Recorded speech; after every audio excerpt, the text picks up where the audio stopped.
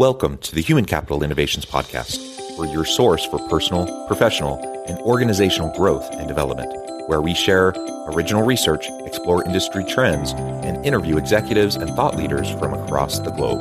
We hope you join us often for practitioner-oriented content around all things related to leadership, HR, talent management, organizational development, and change management. Maximize your personal and organizational potential with Human Capital Innovations Podcast. Do you enjoy the Human Capital Innovations Podcast? Please subscribe, leave a review, comment, share, and consider supporting the podcast on Patreon, even at the producer and sponsorship levels.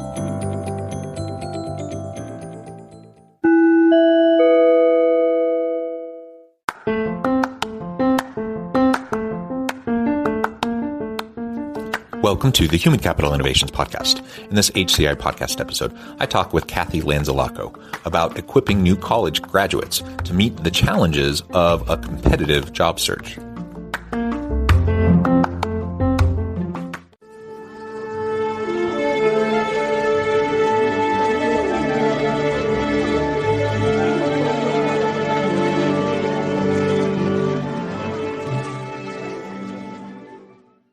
Kathy Lanzalaco, welcome to the Human Capital Innovations Podcast. Hey, thanks, John. Thanks for having me. It is a pleasure to be with you today. You're joining us from Buffalo area. I'm south of Salt Lake City in Utah. Today, we're going to be talking about equipping new college graduates to meet the challenges of a competitive job search. And we were just talking in the pre-interview, getting to know each other a little bit. We've been preparing for this episode for a while now, but we were chatting about the current tight labor market. And so it's easy for someone to think, well, it's a buyer's market, right? And I have lots of options. Companies are tripping over themselves to try to find good people. And so I'm going to have lots of opportunity. And while there's truth to that, on the other hand, it's also highly competitive. And so you have to, companies aren't just hiring anybody to fill these positions. They want people who are qualified. And there's lots of highly qualified people. And so you have to learn how to navigate this system, but you also need to be prepared to compete within this really highly competitive, hyper competitive even labor market and the hiring process that you're going to be going through. So for anyone listening who's thinking about maybe making a career move, I hope this will be informative for you. And anyone who's listening who leads a team of people and you have members of your team that are maybe looking for transition or the next opportunity, and you're trying to figure out how you can best support them in their career development, hopefully this will also be helpful for you. As we get started, I wanted to share Kathy's bio with everybody. Kathy Lanzalaco is CEO of Inspire Careers, a full-service career marketing firm based in Buffalo, New York, and serving job seekers across the country. Inspire Careers specializes in career launches for new college graduates and career marketing strategies for executives and career-minded professionals. Inspire Careers is the home of the Inspire Careers Student Professional Launch Program, the only new graduate success program in the country, taking recent college grads on the journey from college student to rising professional and landing jobs they have been dreaming of and working toward. A three-time career changer with 18 years of experience in human resources, Kathy provides insights and strategies that help her clients land jobs and create careers they love. I think all of that is fantastic. What a wonderful background. I'm excited for the conversation. Anything else you would like to share with listeners by way of your background or personal context before we dive on in further? Yeah, well, my first career, I was a registered nurse. So and then I worked in HR for many years. So I like to share that as well, because I think it's important. Our careers are not linear anymore. And there's so much available for people. And in this era of this great resignation, people want different things. And it's exciting to know that there is a lot of opportunity out there. And just where you see yourself today doesn't mean that's where you're going to be tomorrow. So keep the doors wide open. Obviously, we can't be all things to all people all the time, and we can't keep our foot in 1,000 doors. So we do have to be, selective in which opportunities we're going to pursue. Yes. But yeah, I'm generally an advocate for keep doors open. Don't shut doors prematurely, because you never know where your future is going to lead you, and you never know where your interests or your needs are going to lead you, what career paths are going to take. And frankly, with disruptive technologies and innovations all around us, we don't know what our current job will look like a year from now, 5 years from now, 10 years from now, let alone what other new types of jobs there might be, new, even entire professions or careers that might emerge that right now aren't even in the thinking of anybody. They're just totally going to be brand new. And so we just need to be flexible, develop your skills, develop competencies that are transferable, and then network and keep your options open. I think that's a really great thing to do. Okay, so as we get started, let's talk about why within this tight labor market, new graduates are still struggling to land jobs. On the one hand, you would think tight labor market, that means I have my pick, and companies are fighting over me. I'm going to have 10 job offers. I get to pick the best one. That's not really what's happening though. So what's going on? Yeah, you know what? It's a crazy time in the job market, but it's exciting, but it's competitive. And what I'm seeing with the new grads, they're coming out of school, and unfortunately, the time that right, and many of them had disruptive learning. Many of them did not have the internships they expected to. And really, the level of anxiety in the college space right now, that the students and this young adult, this Gen Z that we keep talking about, while it's not an all-inclusive statement, many of them have had such a difficult time that some of them are struggling a little bit as well as to launch. So, when I talk about people making transition, and yes, it's a tight job market, it really is about, as you said before, focusing on what you want, but bringing out that value. And unfortunately, with these college students, they're already down a little bit in terms of they don't have the experience that some other people have. And if their internship has gotten canceled, that can be demotivating. But really, what I am seeing is it is about saying, well, what else can I talk about? What other experiences did I have? How can I frame what I have done to be able to demonstrate that I'm capable of doing that next job? So it's an interesting time, but it is a little bit of a tweak, a different approach than, they may have thought before, coming out of school and, I can do anything I want. Well, you just kind of have to have a strategy.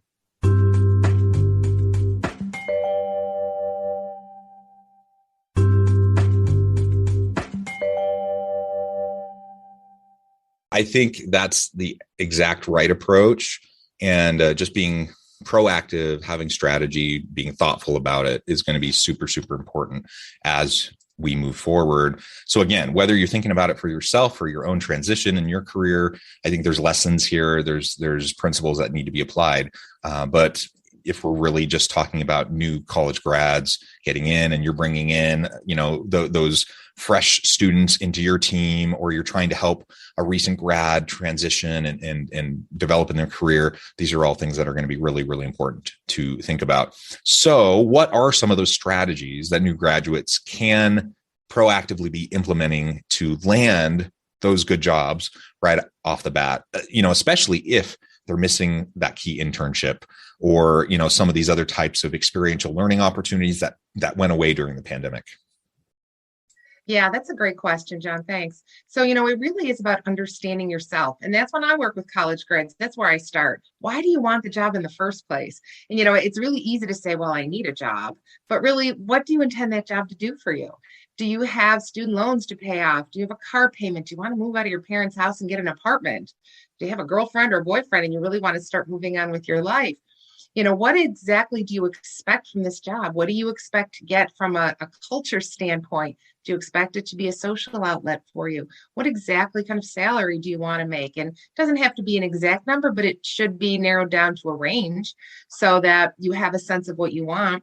And I walk my executives through, as well as my new grads through, the exercise of deciding what their negotiables and non-negotiables are. So what's important to you in that job search? So, you can see even just a couple of things that I've just mentioned are nothing to do with the search in particular. It's really about preparing for the search, identifying what you want, and starting to build that strategy. And then from there, being able to say, well, what do I offer an employer? If someone were to hire me, why would they want to hire me? And again, not just because I'm, an applicant, but what am I going to bring to that organization?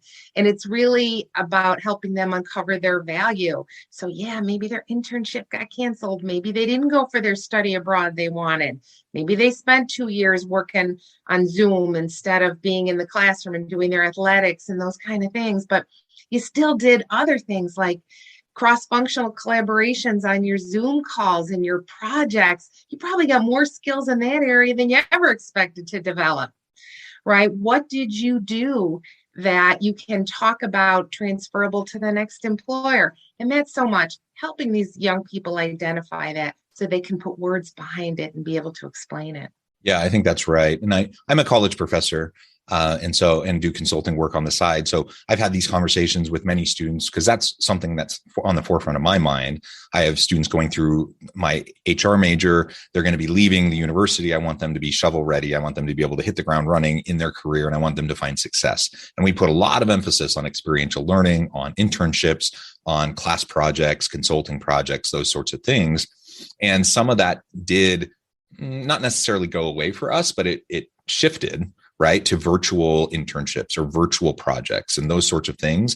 And so there were some limitations there. But on the other hand, like you just mentioned, students, the future of work is distributed teams and remote or at least hybrid work. And so being able to demonstrate that you have functioned at a high level with collaborative interdisciplinary teams on really technical, challenging strategic projects, that is a big deal. That's something you can really sell when you're going to talk to that employer in a job interview.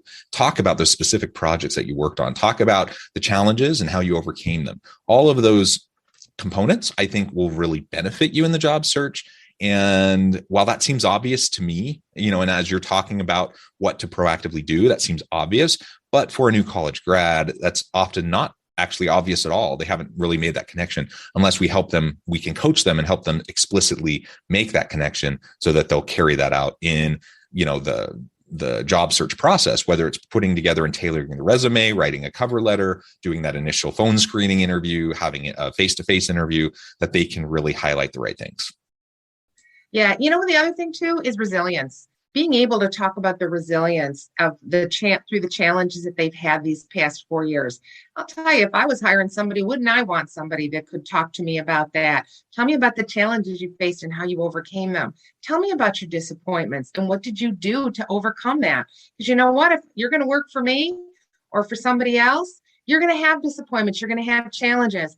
And unfortunately, or fortunately, however you look at it, today's new grads, they've gone through much more than they ever anticipated. So use that to your advantage, just like the online learning and the cross-functional teams that you didn't have to expect that you would do, and the technology that you probably learned that you weren't planning to put on your resume, right? All of those things. And then the other thing I see too, John, and I think this is so important, is being able to create your own experiences. So what I mean by that is if that internship was taken away or the study abroad, or you didn't get to work on a particular project in person or whatever it was that was modified because of the pandemic, think about ways to bridge that gap. How can you do something different, separate yourself out? So for instance, I had a young woman who recently got a job because they fell in love with her TikTok video that we did. And nobody else was doing them. And you hear about it, you think everybody's doing them, but they're not. And she got that. I have other clients that are doing career pitch decks or college career pitch decks, kind of telling their story through the pictures. So make yourself memorable, do something different. You want to be in broadcasting, you want to be in journalism, create a podcast, start a website, do a blog, all of these things. You didn't get the chance to do it in school? Do it now. Create it for yourself any way that you want. Isn't that empowering? Yeah, that's interesting. So things like the barrier to entry for things like you just described are pretty much zero, right? If you have a cell phone, you can get going. And literally you can record podcasts on your cell phone. That's not ideal. You want a little bit of equipment probably, but you can do it. You can do it, and it's not too bad. And there are free platforms out there, or simply things like TikTok. Man, that is something that's new, isn't it? Over the last couple of years, and do something creative and make an impact and demonstrate how you can make an impact to your future employer and wow them a little bit. That it costs nothing. It just takes some creativity, and you'll totally set yourself apart. This is not something that other people are doing. On the other hand, always remember that social media can be a positive, but it also can detract from and make it harder for you to land positions if people are checking you out and there's questionable content. So always be mindful of that as well. Oh, clean up that digital footprint, folks. I don't care who you are, whether you are a new grad or anybody else. I mean, there's stuff that will follow us forever. So you do want to make sure, and particularly the generation that has grown up with, phones, for their entire lives and the internet. That's a great point to make. Clean that stuff up, folks. It will come back to haunt you. Yeah, absolutely. So any other types of specific strategies that new college grads should be thinking about? Clearly, as you said, we need to better figure out what we want, and that's hard enough to do, by the way. So yeah. I don't want to discount that. I think back to when I was in college, I switched majors a bunch of times. And then by the time I finished undergrad, I'm going into grad school and I'm switching kind of my focus again. And then I go on for my PhD, I switch my focus yet again. And even since then, I've had a bit of a meandering career path, as many people do. So it can be really hard to know what you want, like what your core values are, what you want, and the type of job that's going to bring you meaning, fulfillment, and purpose, and what you're going to be good at, where all the, the Venn diagram where all that intersects. That is hard. So I don't want to minimize that or dismiss that, because I know it was hard for me. I'm sure it's hard for all of you. But let's assume that we're putting in the work. We're taking the time to try to figure that out. We have some clarity around what we want. Now we want to go out and try to get it. What are some of the other key strategies that we need to be focusing on as we're doing that?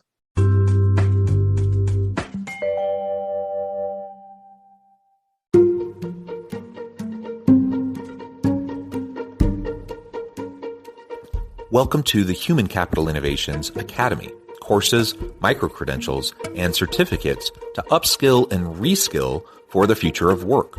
All HCI Academy courses, micro-credentials, and certificates are designed, developed, and delivered by award-winning and internationally renowned scholars, educators, thought leaders, executives, and practitioners. Our courses, micro-credentials, and certificates will help you make your mark on the future of work and make an immediate impact in your organizations. Check out the HCI Academy and our many course offerings and certificates to upskill and reskill for the future of work.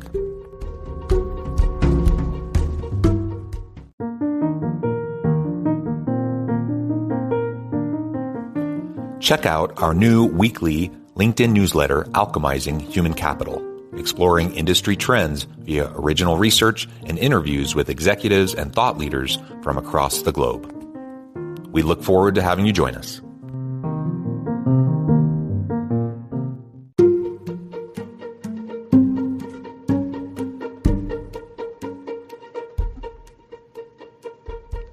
Check out Human Capital Innovations magazine, Human Capital Leadership. Human Capital Leadership is a free, interactive e-magazine with the mission to help individuals, leaders, and organizations find innovative approaches to maximize their human capital potential. We publish issues quarterly in August, November, February, and May. Take a look at the latest issue and let us know what you think.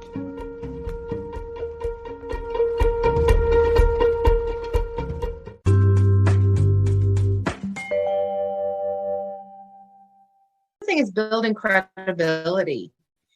And, there's never been more tools to be able to do that. And certainly as a career coach, I help people do that, but there's a lot of things people can do on their own and a lot of things that I recommend to my own clients. Like, for instance, if you have your eye, you only had one class on that, or you're not really sure, and maybe even if you're not, you'd like to just even explore it a little bit more. You can take courses in that online. Right? You can sign up for a LinkedIn account and you can get LinkedIn Learning. And as you're taking these courses, you can put the badges right on your LinkedIn profile so that you can say, yes, I've I've taken the steps to learn even more about this, and I've learned more tools. And then oftentimes too, you can even take skills assessments and put those right on your LinkedIn. So wow, how powerful is that to be able to say, yeah, I do have these skills that I say I do. But there's places like Coursera and Udemy and all these places, you're not really sure, it serves both purposes. I'm not really sure exactly what I'd like to do, so let me learn more information. And in doing that, I'm increasing my skill set. So maybe, and I hear this a lot, I'm taking the summer off. I need to rest. Well, now it's another 3 months, that your skills are languishing and things are changing so quickly. So if you're going to take that summer off, don't waste all that time. Certainly relax and rejuvenation. It's so important. But by the same token, use that time to take some additional online courses potentially. I don't mean re-enroll in school unless that's what you want to do, but just, pick out some things that interest you and get some quick courses down. Take some of that online learning, be able to take credit for it. Super important. Just because it doesn't have the label of university on it doesn't mean it's not valuable. So it's a great place to start. Yeah. And to your point, I mean, you just graduated. I know you're a little bit burned out. You want to put some space between you and the classroom, perhaps. But I'm a big advocate for fostering lifelong learning, right? And just if you have a growth and abundance mindset, you don't need to be full-time doing all these Coursera or Udemy courses, 8 hours a day now that you're graduated from school. That's not what we're talking about. But hey, set aside 30 minutes a day, where you're just exploring something you're interested in. And that's the difference, because previously you had to do it for a grade.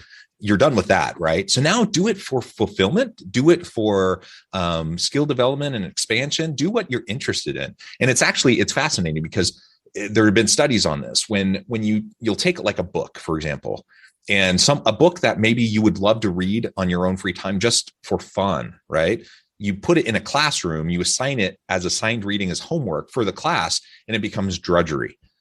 Now you're out of college, though. That drudgery is gone because you're not accountable to anyone for it specifically. It's not going to be for a grade. You're just doing it because it's an intrinsic motivation, because you want to do it. And the joy that comes back into simple things like reading or watching TED videos or, doing a free online course that's just interesting to you. This may sound strange to you, and you may say, why would I want to do that? But it can be really fun once you're past the stage of trying to jump through hoops for a professor and earning a grade. And do the stuff that interests you. Don't feel like you have to do anything you don't want, because you don't, right? And take what experience you can. So if you want to volunteer at an organization, again, that's once a week, once a month, go ahead and do that. But from that, think about what skills you're gaining, collaboration and leadership skills. Talk about those, because maybe you've missed out on some of those experiences. So there's lots of little ways that you can pull this stuff in. And isn't it a more powerful statement if you start interviewing in, say, September as opposed to May? Isn't it a powerful statement to say, you know what, I decided to regroup over the summer, and I decided to increase my skill set while I was exploring some other things? So much more powerful than, oh, I had so much school and I just took the whole summer off, right? So you can really share what that really did for you. And so it's a win-win for everybody. Yeah, absolutely. And this actually is a bit of a segue into my final question. And that is, let's assume now that you have actually landed that job that you wanted, you're hired, but you're still early career. So what can new graduates do to position themselves for ongoing success once they're in that first post-graduation job? A piece of this, right, is just ongoing learning. Foster a growth mindset and just continue to develop your skills. That has to be there your entire career, because just because you have a degree doesn't mean you're going to be worth much of anything to your organization 10 years down the road if you haven't continued to upskill and reskill yourself. Right. So that's an important piece. But what else do graduates need to be doing to position themselves for ongoing career success? Well, you said growth mindset, and let's focus on that. Put your hand up for opportunities. Take whatever opportunities they put in front of you, but don't wait for them to ask. If you see something that interests you, Ask about it, volunteer for something to do with that organization. I think back on my early career too, and I had other opportunities. I could have done things, but I wasn't sure if I could. And, we think about this, but now I'm encouraging people to just ask, simply ask, can I be involved in that project? Hey, I would like to be able to do that. And certainly there might be a promotion or a raise come out of it too. Wouldn't that be awesome? But even of itself, just that additional opportunity to see what it feels like to say, I want more, give me more. Let me try this. Let's see what I can do with it, right? Something that interests you, and don't wait to have to ask for something. Or if they put it in front of you, find a reason to be excited about it. Try to say yes as much as you can, but put your boundaries up where things don't feel right. Certainly, that's all part of maturity. But I think what we've learned in this job market over the past couple of years, that goes for new grads and goes for executives, you always have to be prepared. You always have to take care of yourself and are always looking for not necessarily a new job, but always ways to increase your opportunity, increase your mindset, always make yourself more marketable. What else can I do that nobody can take away from me? So if my business goes away tomorrow, did I go to that conference they offered me to go to? Did I take advantage of the additional learnings that they gave me, and the brown bag lunches, all the way to maybe to tuition reimbursement if they offered you courses, certifications? If they say, look, you could go for a certification within the next year, say, heck yeah. And where do I sign up? Nobody can ever take that away from you. So constantly thinking of ways to add to your tool belt, add more value to yourself so that you can open the door to other things later. Perfect. Kathy, this has just been a great conversation. Lots of interesting insights, I think, that are going to be really important for listeners. Before we wrap up for today, I just wanted to give you a chance to share with listeners how they can connect with you, find out more about your work, and then give us the final word on the topic for today. Yeah. Hey, I'm on LinkedIn all day long. You can find me there. Kathy Lanzalaco, again, is my name. Look for my profile on there. You can also go to my website, inspirecareers.com, and you can read about my work with new grads. But I guess my final word today, John, is this is the time of year that people are focusing on new grads, and there's so much celebration going on. I guess that's the last thing I want to say too, is celebrate what you've been through. Take the time to just celebrate everything. Enjoy where you are right now. If you need help, ask for it, but just keep moving forward. Keep an open mind. You never know what might come, but make sure that you take care of yourself, because at the end of the day, that is what it always comes down to, is ourselves, and a job is a job. But start thinking about what that next step is for your career, and the path is wide open for you. Wonderful. Thank you, Kathy. It's been a real pleasure. I encourage listeners to reach out, get connected, find out more about what Kathy and her team can do for you. And as always, I hope everyone can stay healthy and safe, that you can find meaning and purpose at work each and every day. And I hope you all have a great week.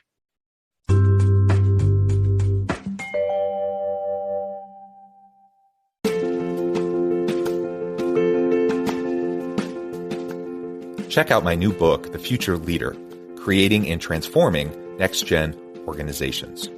Stemming from 2 decades of professional experience and over 600 in-depth interviews with executives, thought leaders, and scholars from across the globe, The Future Leader will help you explore the ordinary, everyday actions that will help you to prepare to lead in the future of work, to respond to an uncertain future, and to produce extraordinary results for individuals, teams, and organizations.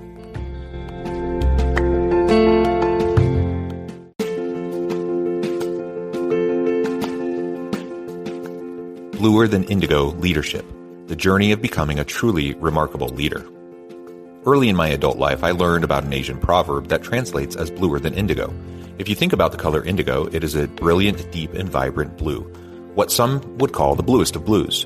To have something that is bluer than indigo is rare and truly remarkable. Contrary to popular myth, there is no one-size-fits-all or cookie-cutter approach to effective leadership. There is no silver bullet, no secret sauce, no go-to model that will solve all of your problems. The truth is, great leaders have all had their unique strengths and flaws, and have all had to discover and then pave their own distinctive path in their life's journey to fulfill their leadership potential. Bluer Than Indigo Leadership will help you discover your own path and explore those ordinary, everyday actions that will help you respond to an uncertain future and produce extraordinary results for individuals, teams, and organizations.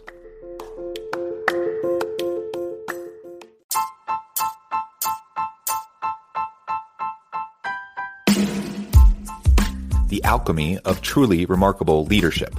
Ordinary, everyday actions that produce extraordinary results.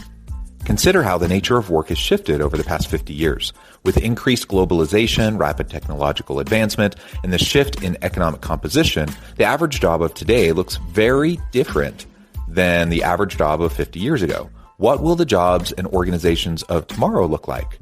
Moreover, what does this all mean for organizational leaders?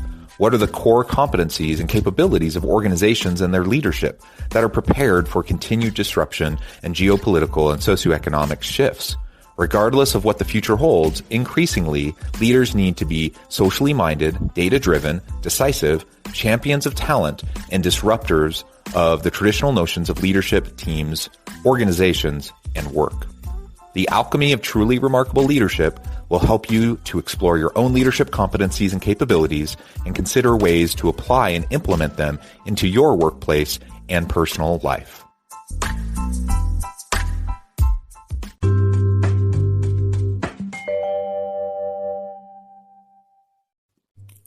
Thanks again for joining us for this episode of the Human Capital Innovations Podcast. I hope you stay healthy and safe and that you have a great week. Littleton Coin Company is ringing in the holiday season with daily deals. Visit littletoncoin.com for at least 15% off select products now through November 28th. Save on your favorite coins, such as Morgan Silver Dollars, Kennedy Half Dollars, commemorative quarters, and much more. But hurry, each day offers a new deal you don't want to miss. Visit us now at littletoncoin.com. That's littletoncoin.com. Littleton Coin Company, serving collectors since 1945.